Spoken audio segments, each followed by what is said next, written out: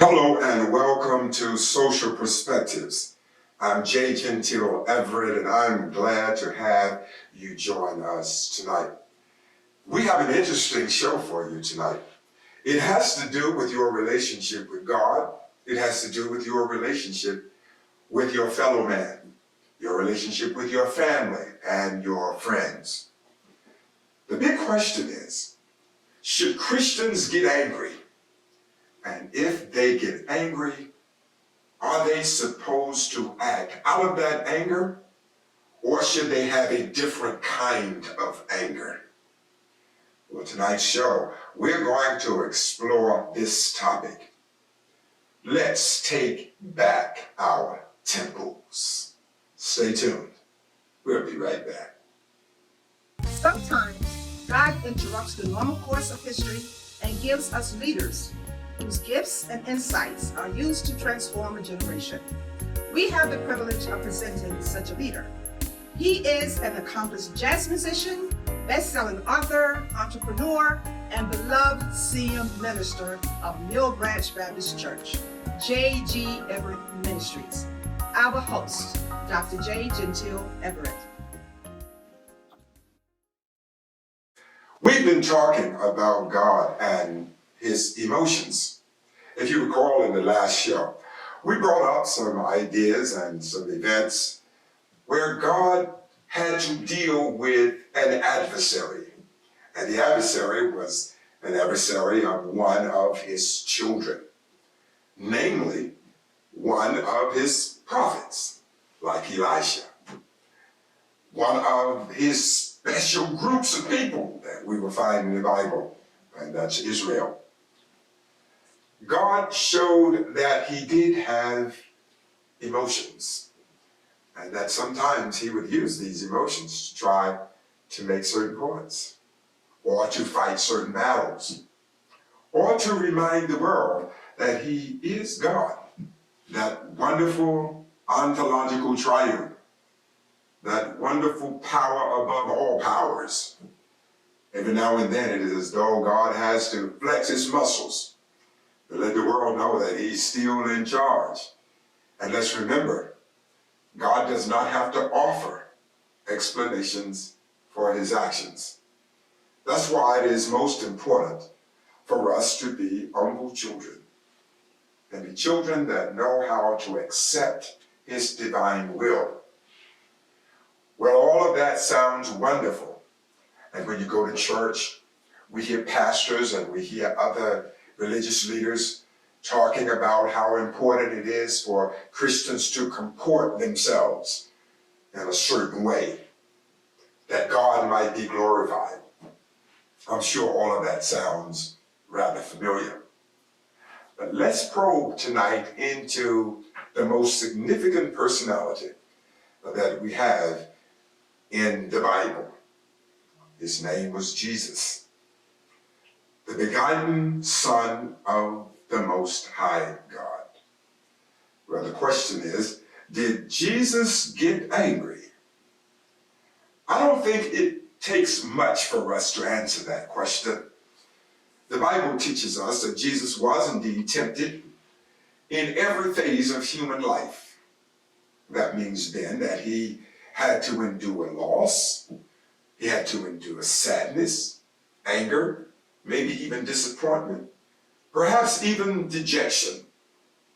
He had to endure all of the things that all of the rest of us have had to face. Well, the question is, what did Jesus do when he got angry? One of the examples I would like to use first is the example when Jesus came into Jerusalem riding on the donkey, and he was proclaiming publicly his messiahship. The first thing he did was to go to the temple, and according to the gospel writers, he went into the temple and he showed some emotion. According to the Bible, he turned over the tables where money was being exchanged. He ran all of them out of the temple. And then he declared that his house would be called the house of prayer. But they had made it a den of thieves. Before going too deeply into that story, let me make one observation. When Jesus turned over the tables, he did not turn over the tables because he found it to be beneath the standard of God for the temple to have things available for people to purchase. That was not the problem. Many churches, particularly churches that are deeply connected to a time long past. Many pastors, when I first started preaching, would use this passage as a framework to defend why churches should never have sales of any kind, because this went against the standards and the oracles of God. Well, the reason why Jesus turned over the tables and the reason why Jesus sent all of the people out, and including those who were leading in this event, was because thievery was going on. People were being asked to spend more money on the items that they were selling, so that then the church officers or the synagogue officers were cheating the people. That's what infuriated Jesus. Not the idea of you buying something, and whatever you are buying it with the right value. That was not the problem. The problem was when the synagogue leaders were overcharging the people who were coming to buy the goods. That infuriated Jesus, and that's why Jesus was very specific. He said, "My house shall be called the house of prayer, but you have made it a den of thieves." So that infuriated him. But let's notice quickly about his anger. His anger certainly was painful to him, like it is to all of us. But Jesus was measured. He was measured because his anger was still used to promote the message of God. We'll go into that more deeply in our second segment. But I want you all to stay tuned, because it's going to get much better as we learn more about Christians taking back their temple and not losing it because of a lack of self-control. Stay tuned. I've been feeling like this my last chance on. What's up, world? It's Rough Guy Rhymes, the leader of the Dream Big lifestyle, and I'm here to tell you to dream big. When your ministry is ready to expand and grow, and you are in need of financing, before you go anywhere, give Everett & Kennings a call. With minimal information, Everett & Kennings can have you financed in 1 to 2 days. The interest rates are at an all-time low, and no credit checks are necessary. No personal guarantees. This company is owned by ministers who understand vision, and they have loan programs for any situation. Construction or renovation, they have the funds to do your deal. You can call them at 877-320-0115, 24 hours a day, and they have staff to direct you. Everett & Kennings, your one stop for all your ministry financial needs. Their motto is, pastors bring the message, we'll bring the money for ministry. Welcome back to Social Perspectives. We were talking about how Jesus dealt with his own anger. I mentioned that he did get angry when he saw what was going on in the synagogue that day, that wonderful Palm Sunday, and we know about that story. But now I want us to notice what he actually did while being angry. See, anger did not give Jesus the license to become something other than what he was supposed to be. That's what's interesting. He got angry. He became disappointed. But even in having to express his anger, he remained connected to his mission. He got angry. But notice what he said. My house shall be called the house of prayer and not a den of thieves. He remained connected to his purpose, even while being angry. Many times, people are quick to say, I didn't really mean to say what I said, or I should not have said X, Y, Z. But I was angry. That means then, I guess they just ought to have an excuse. They've been given an excuse. You ought to overlook it because I was angry. And when I'm angry, I step outside of myself. You know, I've spent a lot of time over the years, and I would visit many people who have been incarcerated for all kinds of crimes. And I found out many people who are in those situations are regular people. They're just ordinary people. They had a critical lapse in judgment, particularly when it comes to violent crimes. A critical lapse in judgment, and they reacted out of the lust of vengeance that anger can bring. And because of those few moments, they did something that was heinous and dastardly. And as a consequence, they have been restricted of liberty. So what I am trying to share with you, anger does not give us a license to become ugly and rude and violent.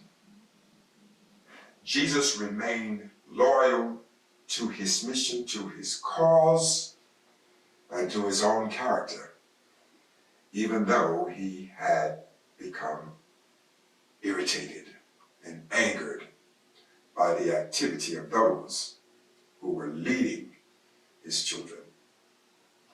When we leave that incident, continue to follow Jesus.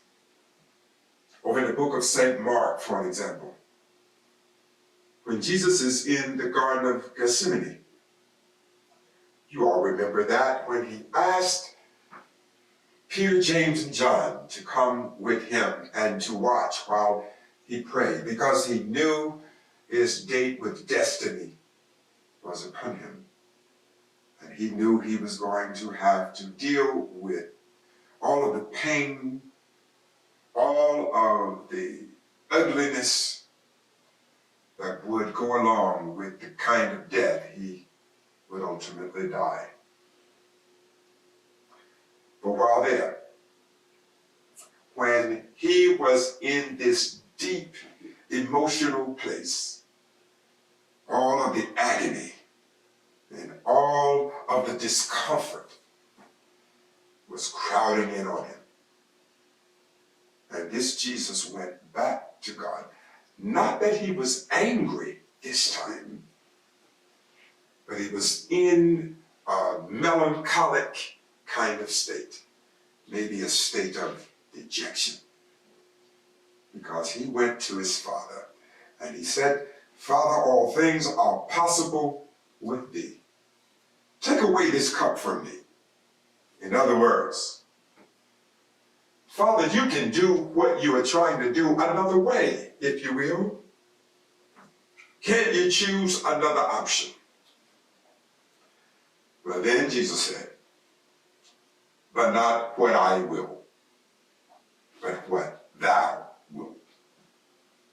You see, the first part of that statement that he made was a statement where he was asking his father, could you possibly choose another way?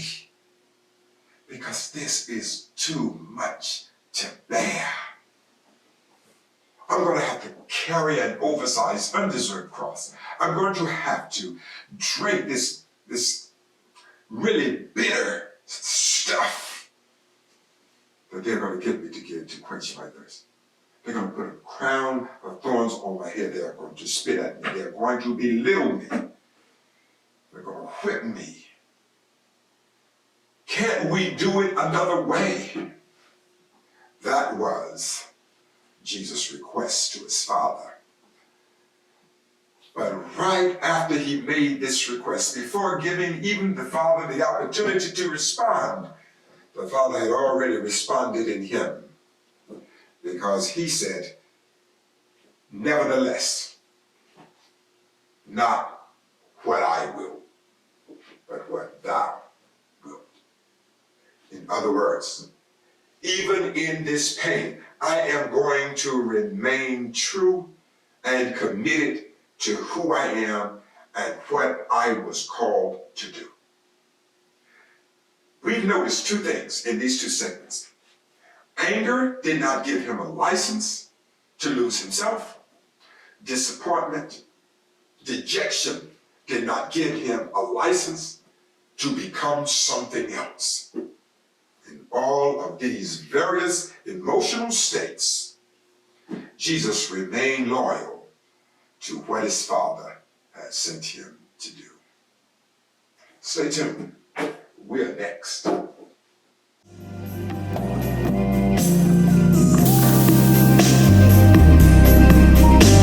saw you tonight.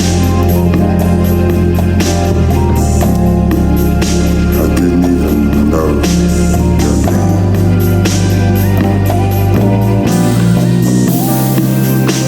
But it really didn't matter very much to me. I knew that I just loved you. Just the same. Thank you, and welcome back to Social Perspective. This is our final segment in the show that we're trying to impress upon you, which has to do with taking back your temple.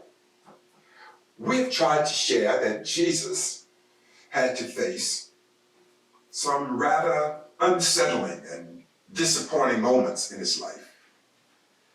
But did we notice how he could modulate, how he could respond in a measured kind of fashion? He always remained loyal to the dignity that he had and the cause to which God had sent him. What about us? Do you know there's this great misconception about Christian growth? Many people limit their Christian growth to the fact that they go to church.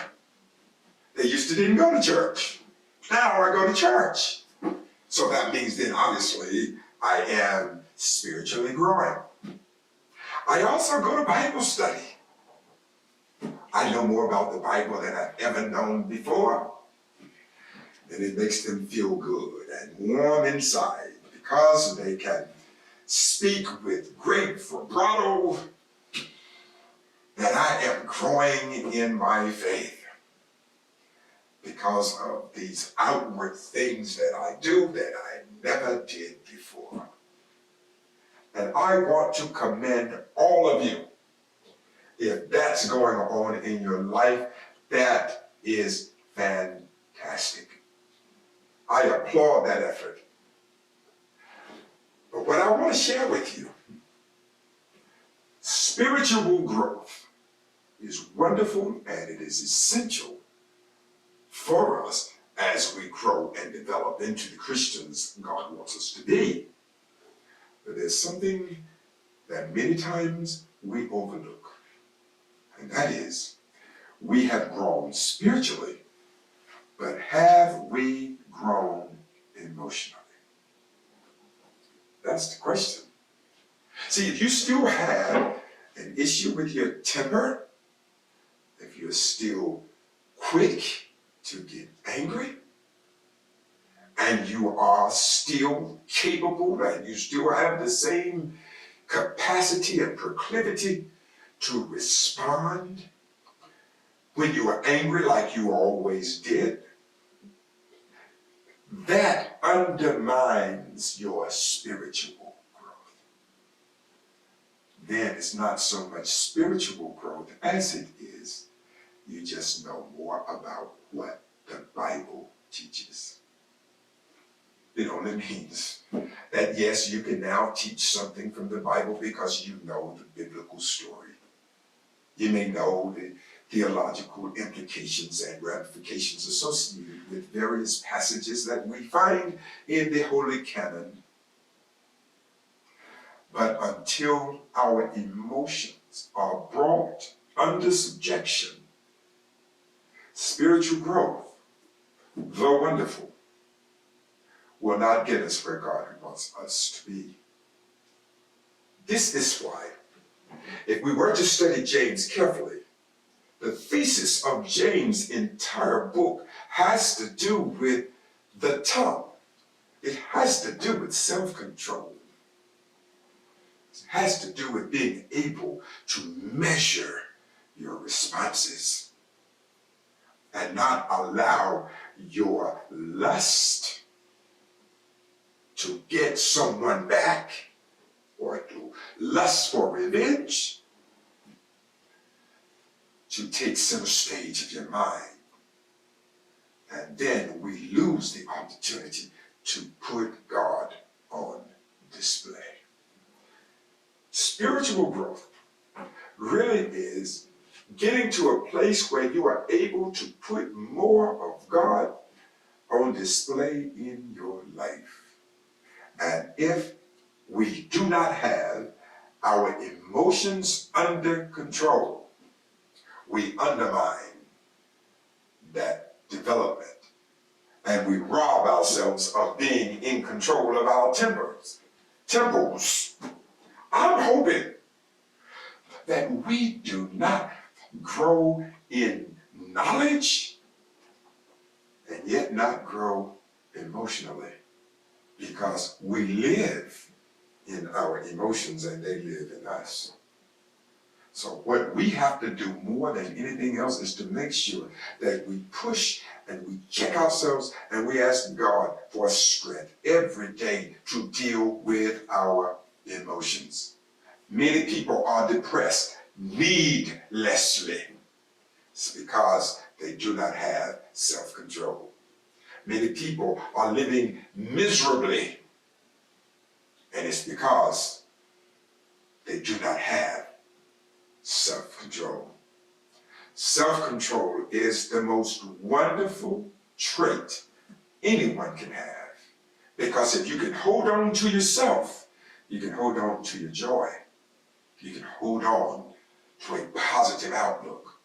So when other things take over your temple, that means you are no longer in charge of you. One of the things I often tell members of my own congregation, if someone can make you mad, that means then that somebody else is in charge of your temple.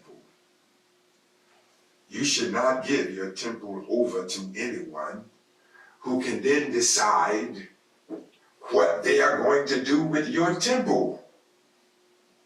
I'm simply saying to you, love yourself enough where you hold on to your temple and you do not permit other things to take up residence in your temple to disrupt the tranquility that God has in the temple where he resides. So as I close tonight, I just want to say to you, love God and love yourself, but remember, hold on to your temple. And if something has robbed you of your temple, take it back. It belongs to you. God bless you. I'm going to leave it there. I'm gonna have to see you the next time. But before we go, a couple of things I do need to bring to your attention, and that is, please everyone, let's support the Clinton Inn, Sister Addie, her wonderful food. Make sure we go and support them. Scotland Motors over there with Lee Howell, go buy all your cars from him. He really has a wonderful selection. Let's not forget the Fish House in Fairmont, Gail and Andre Taylor, wonderful people doing a great work in the community. McKellen Check Cashing Company, go see Miss Pat. She is really a darling person, and she's there to help you during your time of need. And let's not forget the House of Fish going north up there in Aberdeen with Danny Hayes. You will enjoy your experience there. And I also want you to go, when you need your car to be detailed, go check it out at Rashad Detailing, right there on Main Street. My cousin, Terry Ingram, is the owner. Really excited about what he's doing, and I love the fact that he is promoting entrepreneurship in our family as well. Last but certainly not least, my other colleague, a fellow colleague and a cousin, very special cousin of mine, Reverend Darrell B.J. Gibson Jr. He is the owner of Main Street Boutique there in Laurinburg. Please everybody, let's go and let's give them our support because they're doing great things. And for all of you who do not catch this show, you can catch our show on YouTube. Look under Social Perspectives, J. Gentile Everett, and you'll find it right there. Check it out and keep up with us. And remember, all of your contributions that you can send to keep the broadcast going, they are all welcome. It's all going to the Kingdom Building Ministry of the greatest church in the world, Mill Branch Baptist Church in Fairmont, North Carolina. I gotta go now. God bless you, and I'll see you next week.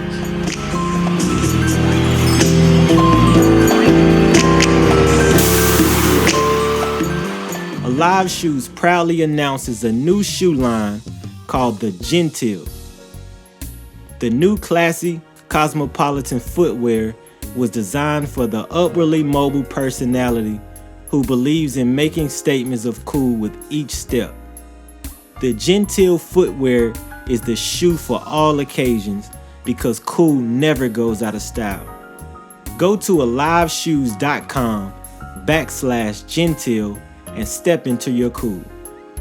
All proceeds are going to the Kingdom Building Ministry of Mill Branch Baptist Church in Fairmont, North Carolina.